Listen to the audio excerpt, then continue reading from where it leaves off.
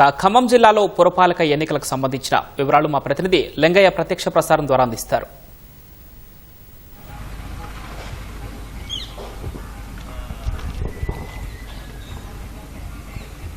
ఉమ్మడి ఖమ్మం జిల్లాలోని పురపాలికల్లో కూడా పూర్తి స్థాయిలో కీలకమైన ప్రచార పర్వం అయితే ముగిసిందని చెప్పాలి. ఖమ్మం, భద్రాద్రి కొత్తగూడెం జిల్లాలోని కొత్తగూడెం కార్పొరేషన్తో పాటు మిగిలిన 7 మున్సిపాలిటీల్లో కూడా ప్రచార పర్వానికి తెరపడింది. మొత్తం పట్టణ ఓటర్ల నాడీ పట్టేందుకు ప్రధాన రాజకీయ పక్షాలన్నీ కూడా విస్తృతంగా పర్యటించాయి, ప్రచార పర్వాన్ని హోరెత్తించాయి. ప్రధానంగా ఖమ్మం, భద్రాద్రి కొత్తగూడెం జిల్లాలోని కొత్తగూడెం కార్పొరేషన్ కొత్తగా కార్పొరేషన్గా ఆవిర్భవించింది. ఆ తర్వాత ఉమ్మడి జిల్లాలో 3 మున్సిపాలిటీలు కూడా కొత్తగా తొలిసారి ఎన్నికలు జరగబోతున్నాయి. ప్రధానంగా పాలేరు నియోజకవర్గంలోని ఏదులాపురం మున్సిపాలిటీ, అదేవిధంగా సత్తుపల్లి నియోజకవర్గంలోని కల్లూరు మున్సిపాలిటీ, అదేవిధంగా అశ్వారావుపేట మున్సిపాలిటీ, ఈ 3 మున్సిపాలిటీలు కూడా కొత్తగా మున్సిపాలిటీలుగా అవతారం ఎత్తాయి. ఈసారి తొలిసారి ఎన్నికలు జరగబోతున్నాయి. మిగతా పురాల్లో కూడా పట్టణ ఓటర్ల నాడీ పట్టేందుకు ప్రధాన పార్టీలన్నీ కూడా సర్వశక్తులు డ్డై హోరాహోరీగా ప్రచార పర్వాన్ని కొనసాగించాయి.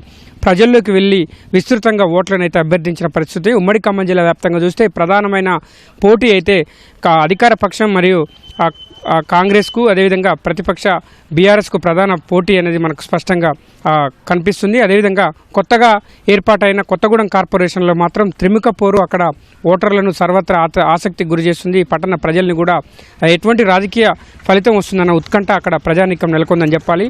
దాదాపు వారం రోజులుగా ప్రధానంగా కాంగ్రెస్ పార్టీ మొత్తం కొత్తగూడెం కార్పొరేషన్తో పాటు మిగిలిన 7 మున్సిపాలిటీలు ఏవైతే ఏదులాపురం, వైరా, కల్లూరు, సత్తుపల్లి, ఇల్లందు, అశ్వారావుపేట ఈ నియోజకవర్గాలకు సంబంధించిన మున్సిపాలిటీల్లో ప్రచార పర్వాన్ని హోరెత్తించాయి. ప్రధానంగా జిల్లాలో ముఖ్య నేతలు కాంగ్రెస్ పార్టీకి సంబంధించి అధికార పార్టీలో ఉన్న ఉప ముఖ్యమంత్రి బట్టి విక్రమార్క నియోజకవర్గంలోని మధిర మున్సిపాలిటీకి కూడా ఎన్నిక జరుగుతుంది. అదేవిధంగా పాలేరు నియోజకవర్గంలోని కొత్తగా ఏర్పాటైన ఏదులాపురం మున్సిపాలిటీకి ప్రస్తుతం ఎన్నిక జరగబోతుండగా ఇద్దరు ఉప ముఖ్యమంత్రి బట్టి విక్రమార్క, అదేవిధంగా మంత్రి పొంగులేటి శ్రీనివాసరెడ్డి కూడా అత్యంత ప్రతిష్టాత్మకంగా ఎన్నికలను తీసుకున్నాడు, ప్రచార పర్వాన్ని ముందుకు సాగించారు. ప్రధానంగా కాంగ్రెస్ పార్టీ విషయానికి వస్తే ఆది నుంచి కూడా ఎప్పుడైతే ఎన్నికల నోటిఫికేషన్ వెలువడిందో అప్పటి నుంచి కూడా అభ్యర్థుల వడపోతకు స్క్రీనింగ్ కమిటీలను, అదేవిధంగా ప్రత్యేక కమిటీలను కూడా ఏర్పాటు చేశారు.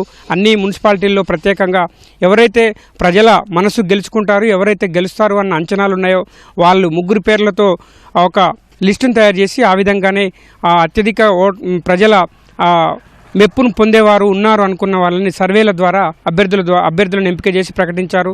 అన్ని మున్సిపాలిటీల్లో కూడా ప్రధానంగా ఇదే తంతు జరిగింది. చాలా మున్సిపాలిటీల్లో కాంగ్రెస్ పార్టీ ఒంటరిగానే పోటీ చేస్తుంది. మధిర మున్సిపాలిటీలో మాత్రం ఉప ముఖ్యమంత్రి బట్టి విక్రమార్క ప్రాతినిధ్యం వహిస్తున్న ఆ మున్సిపాలిటీలో తెలుగుదేశం పార్టీ కాంగ్రెస్ పార్టీకి మద్దతు ఇస్తుంది. అక్కడ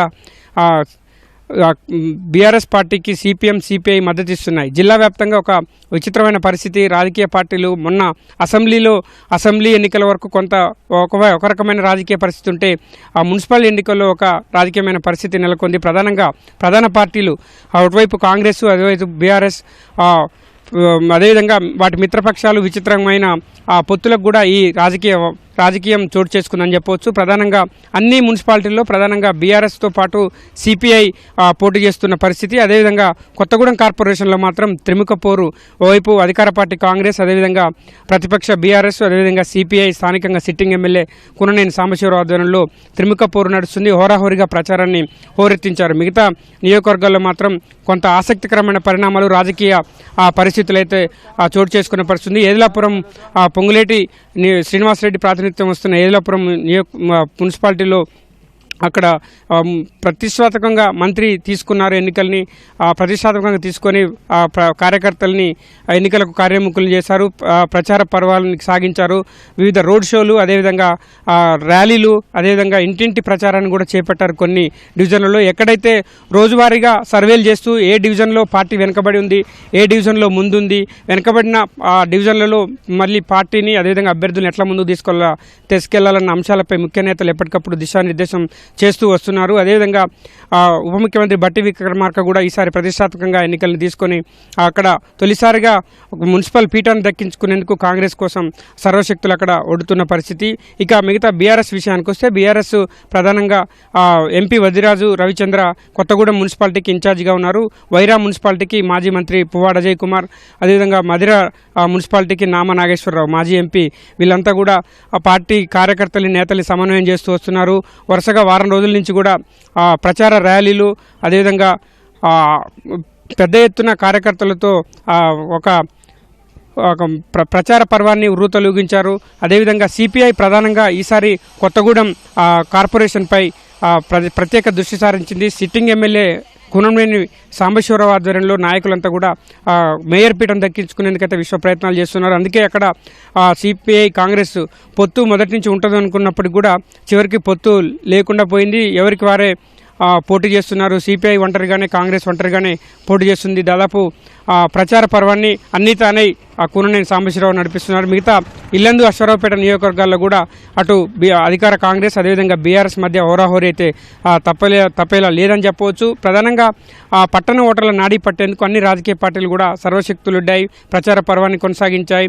ఇక రేపు ఒక్కరోజు మాత్రమే మిగిలి ఉంది. ఎల్లుండి ఉదయమే ఓటర్లంతా కూడా పోలింగ్ కేంద్రాలకు బారులు తీరి తమ ఓటు హక్కును నిక్షిప్తం చేయబోతున్నారు. ఇది ఇంతవరకు ఒక ఎత్తు అయితే ఇప్పుడు ఒకరోజు మిగిలిన ఈ ఒకరోజు మిగిలిన ఆ సమయాన్ని మరింతగా కేటాయించుకోవాలి, అభ్యర్థులు తమకు అనుకూలంగా మలుచుకోవాలి అనుకొని చెప్పి ప్రత్యేకంగా వ్యూహాలను కూడా రచిస్తున్నారు. ఎక్కడికక్కడ అటు కాంగ్రెస్ పార్టీ నాయకులు ఇటు బీఆర్ఎస్ పార్టీ నాయకులు కూడా ప్రత్యేక సమావేశాలు ఏర్పాటు చేసి అభ్యర్థులకు ముఖ్య నాయకత్వాలకు దిశానిర్దేశం చేస్తున్నారు. ఏదేమైనప్పటికీ ఉమ్మడి ఖమ్మం జిల్లాలో ప్రధాన ఘట్టమైన పురపోరుకు సంబంధించి ప్రచార పర్వం అయితే ముగిసింది. ఇక కీలకమైన ఓటింగ్ ప్రక్రియ ఎల్లుండి జరగనుంది. ఇందుకు అధికార యంత్రం కూడా సర్వం సిద్ధం చేసింది. ఇప్పటికే ఏర్పాట్లన్నీ కూడా పూర్తయ్యాయి. ఇక ఫలితాలు ఎలా ఉంటాయి ఏంటి అనేది మాత్రం ఉభయ జిల్లాల ప్రజల్ని, ఓటర్లను మాత్రం సర్వత్రా ఆసక్తికి గురి చేస్తుంది. పట్టణ ఓటర్లు ఎవరికి పట్టం కడతారు, ఎవరి వైపు నిలుస్తారనేది మాత్రం సర్వత్రా ఒక చర్చ జరుగుతున్న పరిస్థితి ఉంది. రాజకీయంగా ఒక ఉమ్మడి ఖమ్మం జిల్లా వ్యాప్తంగా ఒక రాజకీయ సందడి అయితే నెలకొందని చెప్పొచ్చు. పవన్.